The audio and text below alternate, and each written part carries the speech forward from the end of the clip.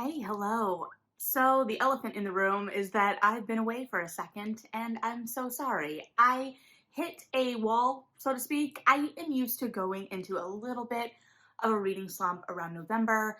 This year, I went away for the weekend with my friends for my birthday, which was very fun and very needed.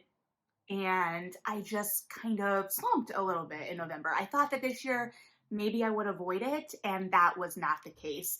And I don't know what it is about November and December, maybe the holidays being a little busier. I just it's so frustrating because so many good books come out in the fall, and that's where I feel like I am potentially the slowest. I have caught up on some titles this past week. I took thankfully got the week off of work between Christmas and New Year's, but I'm not all the way caught up, and there are a lot of titles from 2021 that I wanted to read that I didn't get to. Books I was really excited about that sat in a pile and I just haven't gotten to.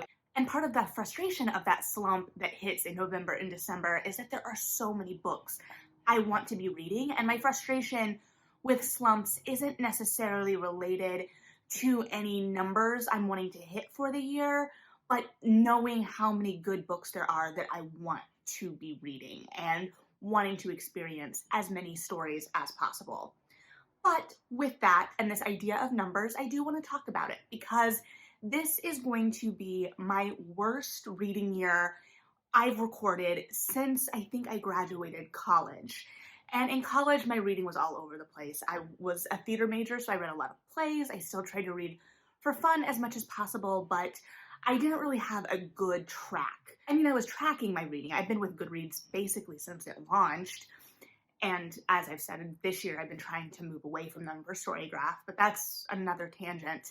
But it became very obvious to me this year that this was going to be my worst reading year in terms of numbers. And what does that mean? I set my reading goal for 100 this year because I knew I wouldn't be reading as much as I got used to and or want to based on last year's numbers, although last year I was still over 150. And I've kind of pared back that goal based on not wanting to feel pressure from that. And a lot of my friends have done the same. I have some friends, I think, that set it to one so that they feel like they've accomplished something, but there's no real pressure from that number. The thing is, no matter what I set that number at, I know what I've read in the past. And I also have to recognize how my life circumstances have changed. But it has been a little sad to go online, especially I downloaded TikTok the last couple of months, and that may be part of my lack of productivity as well. My brain just needed to kind of zone out, and so I wasn't able to focus on reading a narrative or shows, and so I was just kind of scrolling TikTok. And I haven't fallen down as far in book talk as I think I thought I would, but there is a lot of joy in seeing people picking back up with reading for the first time in a long time, or long-term readers, and seeing how they're reading, but it becomes a lot more accessible. And even me getting on here, I'm trying to be as honest as possible because there is a sense of expectation with that number, I think, that we've built up as an online reading community. And I am guilty of that as well. I've been tracking my reading basically since I was in high school. We had, reading charts where we kind of kept track. So I knew about how many books I read during a school year and about how many I read during a summer. So I knew then to expect about 100 books a year. And so that has always been kind of my baseline. And so I'm kind of judging myself against that baseline. However, I'm now 31 because birthday while I was away. And my baseline is going to look a lot different because I have a full-time job that takes a lot of mental energy. And what does that do? And so looking at this number and saying, okay, this is my worst reading year since college, basically. What does that mean? And it's still a very good number. I'm still over 130 books, just barely. I've read a lot less graphic novels this year as well, but I am used to being over 150. One year in the last 5 years, I was over 300 books for the year. Now, granted, there is a lot of caveats with that year. It was not a good year for me mentally. That was a year I was a victim of mass restructuring and layoffs in a job I saw myself growing in. I switched to another job where I did a lot more kind of like mindless tasks, and not mindless, but like it was a lot more just physical kind of maneuvering. And so I was able to listen to a lot of audiobooks, and I was able to listen to a lot of audiobooks at higher speeds for about 8 hours a day. So you get through a lot more when then you add your normal reading on top of that. So what do all these numbers mean? Not much, right? Like I'm kind of justifying even sitting here these things to myself, and it's not something that needs to be justified. And I really started thinking about it when I was talking to my dad, not even this year, I don't think, it may have been last year. And I said to him, I love reading. That's undeniable. We know this. But I'm afraid I've made it too central to my identity. And he went, yep. And not in a judgmental way. I love my dad. He's very chill. It's just, it is what it is. And so I kind of sat with that for a bit because I love reading. I love the reading community. I love talking about books. I love being a source for friends and family to be able to come to in terms of recommendations. But I don't want that to be the only thing about me in a sense. And this year I've been making a conscious effort, especially with the state of the world, having been away from friends for so long, to make sure that I'm nurturing the relationships in my life. I'm an introvert. I will pull away if I'm not careful. And so I've just been trying to be a lot more mindful of that. That being said, this community and still having an outlet to talk books, whether I'm just talking into the void or not, has been great still because I'm able to engage with reading and my literary life in a deeper way and in a way that won't annoy my friends, even if we're in multiple book clubs together, so that we can, talk about all kinds of things. So yeah, that's where I'm kind of sitting with that. I will have read slightly over 130 something books this year, and that will just be what it'll be. Now, I have read some really good books in the last couple of months, if not a huge number of books in the last couple of months, and I'm really sorry I have dropped off on my feature Fridays. I, was in that slump and not in an analysis headspace. You know how maybe there are times that you're just like, I don't want to have any opinions, and realizing that I don't have to have any opinions, and that not being in a headspace to really talk about those books doesn't do the book service if I sit down and try and talk about the books. You know what I mean? So I guess let's just chat about a couple of books I've read, a couple of books I picked up, and then I'll go ahead and talk about what I'm hoping for 2022 in this space. And I'm excited for you to potentially come along for that. So a couple of books, and I mean a couple very literally, even though there were a lot of good books that I read in this time that I've been away, that I wanted to talk about because I feel I haven't seen them personally around as much, and I just loved them. So the first one is A Little Devil in America by Honeyburykeep. I picked this up on Indie Bookstore Day, and this has been on a lot of end of year lists because it's fantastic. It's fantastic. I know when I talked about it in my Indie Bookstore Day book haul, I was anticipating it to be a little bit more theater based, and it's a little bit more pop culture based in terms of its entertainment essays, and it was fantastic. I absolutely need to go back and read his other collection of essays that I just somehow never got to, even though it was out when I was a bookseller. These are some of the best essays I have read in a while. This is one of those collections where it's very evident that the author has a poetic background. He's also a poet, and that feeds into his voice here. Everything is very lyrical, powerful. Every word feels incredibly intentional. And on top of that, the structure of these essays are just so good. He starts one talking about dance marathons, and then it weaves through to Soul Train, and the way he does it is just so fluid and seamless and insightful. And he is able with his structure to make connections and emphasize things, and just really, as a reader, I was wowed by all of it. So I always love pop culture essays. Well, not always, I shouldn't say, but I'm drawn to pop culture essays. And so on that level, I was already really excited about this. And then the technical aspects of it just really elevated it 100%. One of my favorite reads of the year. Would encourage everyone to read this if you haven't already picked it up, or it's not on your radar and you need some nonfiction. Excellent, excellent, excellent. And I think because of the way that the words are so intentional on the page, I do think it would still be really good in audio as well. I just didn't do it that way. So very, very glad I got this and that I got to it in 2021. So And then the other book that I picked was actually, well, not picked, that I'm going to talk about, was actually one of my most anticipated romances of 2021. And with that comes a lot of weight of like, oh, have I put too much pressure on this book to live up to something? And I may have put too much pressure on the book. That's completely possible. But it did live up to that. And it is All the Feels by Olivia Dade.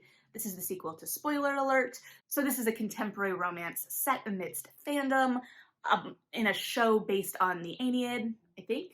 And really, it's like a Game of Thrones parallel. And so in this book, one of the stars has kind of gone rogue. The showrunners can't really trust him, and so they give him a babysitter. And feelings develop from there. This is definitely a grumpy sunshine romance if you're into that.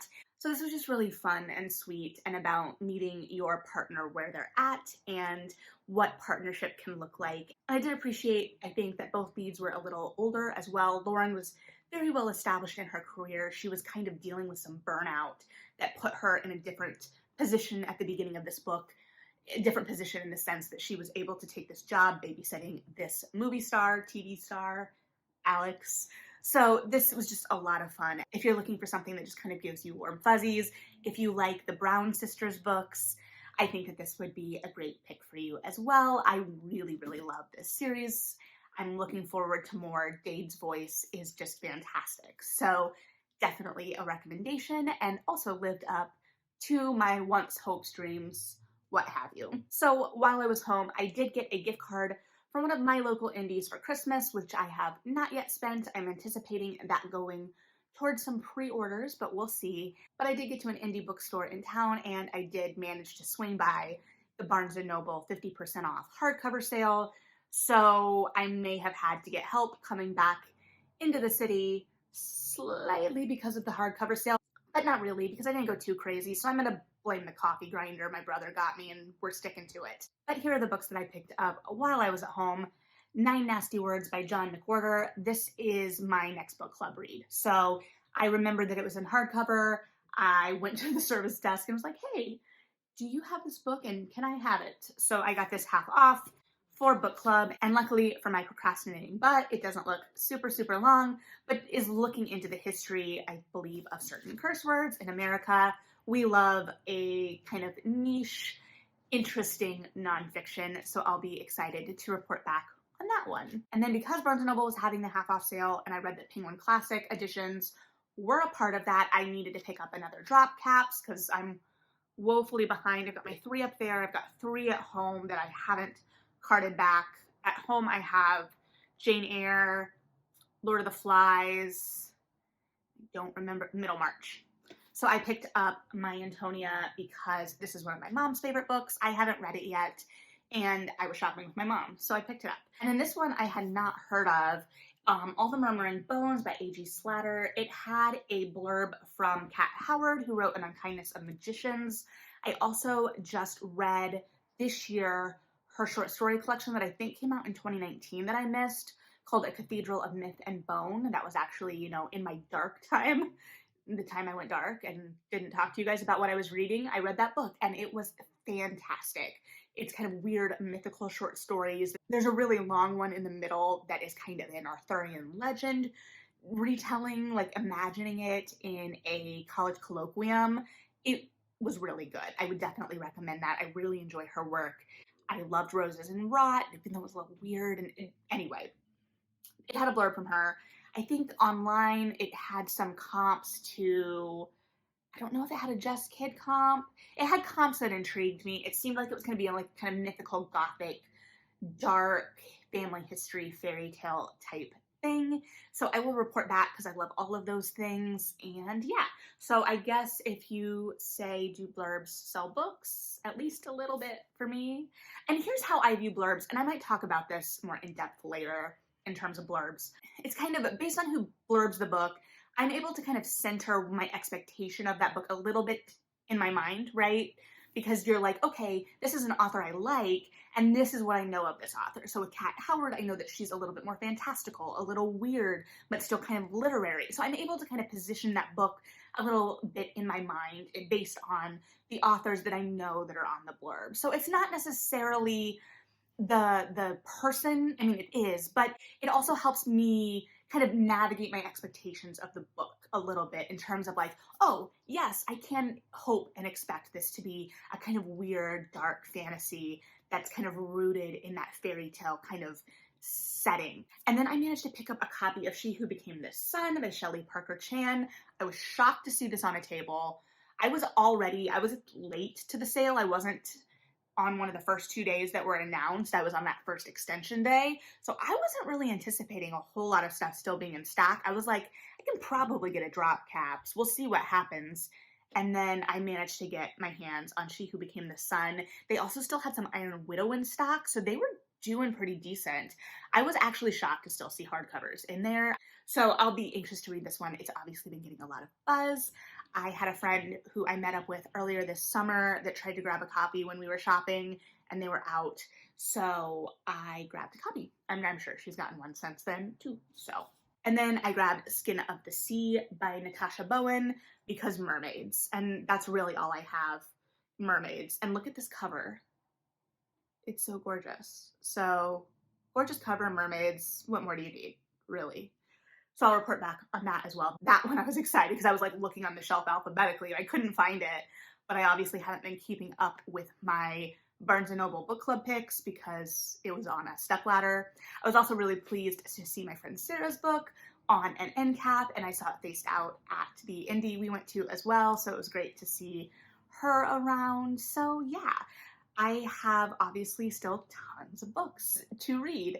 I have books I'm starting to look forward to in 2021. We'll jump back in to the game on things. I'll have books that I'm going to try and sweep back that I was genuinely excited for in 2021 and just don't have enough hours in the day for, and trying and fold those back in. If there are books that you are more excited about me potentially reading than others, let me know. And I can't promise that I'll prioritize them, but I will promise to try and to think about it. But yeah, there's so much good that has come out, and I know that there are books that I think if I had gotten to them, they would end up on end of the year lists from me. I don't think I'm going to do end of the year lists. I've already kind of done a master dump for my Facebook friends that is kind of like all the books, and most of them I've already talked about here anyway. But like The Prophets, I didn't get to that. I really genuinely believe if I'd gotten to that, it would definitely be on the list this year. And there are just a lot like that. So always constantly living in the regret of all of the things I haven't gotten to. But there's so much coming out in 2022 that I'm looking forward to as well. We've got the sequel to Amari and the Night Brothers coming out. We've got the sequel to Legendborn coming out. We've got a new Holly Black adult novel. We've got a new V.E. Schwab.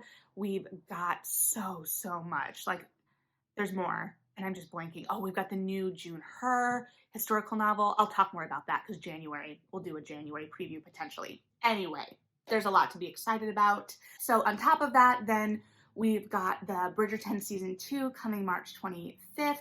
If you are interested in that, obviously I'll be talking about it in some capacity. If you are interested in kind of an episode by episode thing versus a just kind of overall season analysis or just, chat, let me know. I don't know what I'm thinking there. I guess it'll also depend what the season looks like. We haven't gotten a trailer for that yet either. I don't know. I assume we'll still get one. We'll see. But yeah, excited about that. I did watch The Hating Game, so I'll probably swing back to my thoughts on that, which I hadn't really talked about before it came out because I wasn't sure based on the trailer. So we'll come back. I have thoughts. You probably have thoughts if you've seen it. We'll have thoughts together. And then I don't have HBO Max, but I really want to get to the Station 11 series. I started a reread and kind of had to pull back from that because I just couldn't focus. Although I got through like 60 pages the night I picked it up. It's as lyrical as ever. I do hear the show is a lot different. I do know the show is set in Chicago. The second trailer that dropped, I saw some like abandoned CTA stations in it, and I was like, okay, this is going to be even harder than I was anticipating. So we'll see when I can get around to that, if I'm interested in talking about that as well. If you're interested in hearing about that even, just let me know. It's a conversation as well here, right? So we'll see if there are other things you're interested in. Let me know. Again, no promises. I just fell off the face of the planet for 2 months, but I am back and I am okay. and I'm excited to talk another year of books with you all. And thank you for everyone who's kind of joined in and subscribed basically since I've been away. Grateful to have you here and excited to see how the conversation continues. How has your reading year been? I, kind of babbled about mine in very broad terms here, but I know a lot of people had really great reading years. Maybe it was your best reading year ever. And again, the numbers are subjective. I know that my, oh, bummer number is still a really large number, and for most people is a great, really good goal. So I'm not saying, oh, I'm just comparing against myself, right? Because that's all you can do. But I'd be really interested to hear about how everyone else's reading years went. I think we all do need to be kind to ourselves this year regardless. But how did it go? What were you excited about? What were the standout books for you? Did you discover or rediscover genres that you really clicked with and really spurred you to more exciting reading time? Just how was everything going? I think it's been a really exciting year. I know on my side of the internet, I've seen a lot more people kind of get into romance. You guys know I am a romance reader. I've had talks about that. We'll continue to talk about that. So I'm interested to see where all of these things are kind of shifting, what people are thinking, and all of those things as well. I know things, I'm being very vague here. So yeah, I'll get out of your hair now, but I am happy to chat with you again, and I'm looking forward to 2022, what we're going to read, what we're going to talk about. And yeah, so thanks for hanging out. Have a good one. Read something good. And yeah, bye.